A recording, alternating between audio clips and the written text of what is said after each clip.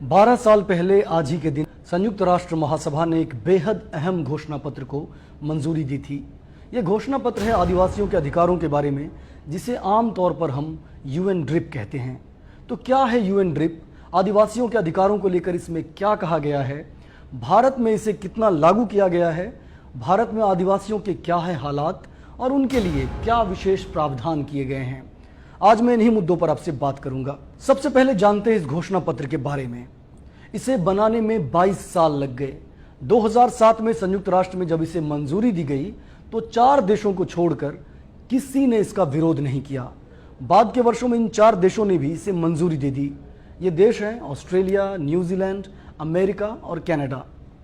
घोषणा पत्र में यह कहा गया है कि दुनिया के किसी भी मुल्क में आदिवासियों को वो सारे अधिकार हासिल होंगे जो बाकी लोगों को हासिल है, लेकिन इसके साथ साथ उन्हें अपने नियम कायदे, रीति रिवाज वगैरह बनाने की विशेष छूट होगी। इसमें कुल 46 आर्टिकल यानी अनुच्छेद हैं।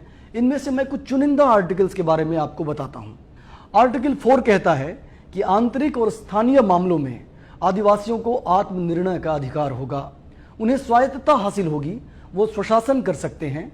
आर्टिकल 5 कहता है कि उन्हें राजनीतिक, कानूनी, आर्थिक, सामाजिक और सांस्कृतिक संस्थाओं को मजबूत बनाने का अधिकार होगा। इसी तरह आर्टिकल 14 कहता है कि उन्हें अपना एजुकेशनल सिस्टम बनाने का अधिकार होगा और सरकार इसमें उनकी मदद करेगी। आर्टिकल 16 कहता है कि आदिवासियों को अपनी जुबान में अपना मीडिया बनाने का अधिकार होगा, साथ ही बाकी सभी मीडिया हाउसेस में बिना भेदभाव के उनकी पहुंच होगी और सरकार की जिम्मेदारी है कि वो सरकारी मीडिया में उनकी पहुंच सुनिश्चित करे। आर्टिकल 30 कहता है कि आदिवासी इलाकों में कोई सैन्य गतिविधि नहीं होगी जब तक कि वो मामला व्यापक जनहित से ना जुड़ा हो या फिर आदिवासियों ने खुद ही ऐसा करने की मांग ना की हो। भारत पहले दिन से इस घोषणा पत्र को मानता है, लेकिन जिन आर्टिकल्स के बारे में मैंने अभी आपको बताया, अगर उनको भारत में तलाशा जाए तो उल्टी तस्वीर उभरती है। मीडिया में आदिवासियों की पहुंच नगण्य है, टॉप पोजीशन में उनकी भागीदारी शून्य है। इसे ठीक करने के लिए कोई कोशिश कहीं भी नहीं दिख रही है। सीमावर्ती इलाकों को छोड़ दीजिए तो सबसे ज्यादा सैन्य गतिविधियां आदिवासी बहुल इलाकों में ही जारी है। खनिज संपदा से भरे इन इलाकों में बड़ी कंपनियों के हित में भारी तादाद में फौज तैनात है और आत्मनिर्णय के अधिकार को तो खैर जाने ही दीजिए। असल में संयुक्त राष्ट्र के इस तरह के ज्यादातर घोषणा पत्र सजावटी है। कोई देश लीगली बाइंड नहीं है इसे लागू करने के लिए, यानी इन आर्टिकल्स को लागू करने के लिए किसी भी देश को बाध्य नहीं किया जा सकता। फिर भी जिन मुल्कों ने यूएन के घोषणा पत्रों पर हस्ताक्षर किए हैं उनसे उम्मीद की जाती है कि वो अपनी नीतियां उसी मुताबिक बनाएं। अब भारत की बात करते हैं। भारत में आदिवासी के अधिकारों से जुड़े कई प्रावधान संविधान में दर्ज हैं। ये प्रावधान बेहद अहम है।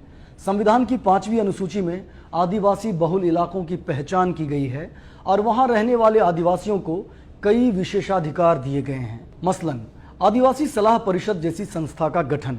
यह परिषद आदिवासियों के अधिकारों से जुड़ी सलाह राज्यपाल को देते हैं। इसी तरह 1996 में पेसा कानून बनाया गया। इसके तहत 5वीं अनुसूची के दायरे में रहने वाले आदिवासी इलाकों में पंचायतों को कई अधिकार दिए गए। उन्हें माइनर फॉरेस्ट उपज, खनिज, वाटर बॉडीज, परियोजनाओं और स्थानीय संपदाओं समेत कई मामले तय करने के अधिकार दिए गए। 2006 में एक और कानून बनाया गया जिसे वनाधिकार कानून कहा जाता है। इसके तहत आदिवासियों को जंगल में खेती करने, लकड़ी बीनने, जंगली उपज इकट्ठा करने समेत कई हक हासिल है। इन कानूनों के बावजूद आदिवासियों के हालात क्या है ये हम सब जानते हैं। क्या इन्हें सही से लागू किया गया? इन कानूनों पर अमल किया गया? इसी साल की शुरुआत में सुप्रीम कोर्ट ने एक ऐसा फैसला सुनाया जिसने राष्ट्रीय सुर्खियां बटोरी। इसके तहत 11 लाख से ज्यादा आदिवासियों का जंगल से अधिकार खत्म कर दिया गया। अदालत ने कहा जिनके पास जमीन का पट्टा नहीं है वो जंगलों पर हक नहीं जमा सकते। मजबूत संवैधानिक प्रावधानों के बावजूद केंद्र सरकार वनाधिकार कानून को सुप्रीम कोर्ट में डिफेंड नहीं कर पाई। आलोचकों का मानना है कि सरकार डिफेंड करना ही नहीं चाहती थी। मामला बढ़ा और इस आदेश पर रोक लगाने के लिए याचिकाएं दायर की गई। आज ही सुप्रीम कोर्ट ने कहा है कि फिलहाल उन्हें जंगल से बेदखल ना किया जाए। आदेश टला नहीं है, सिर्फ बेदखली का मामला रुक गया है।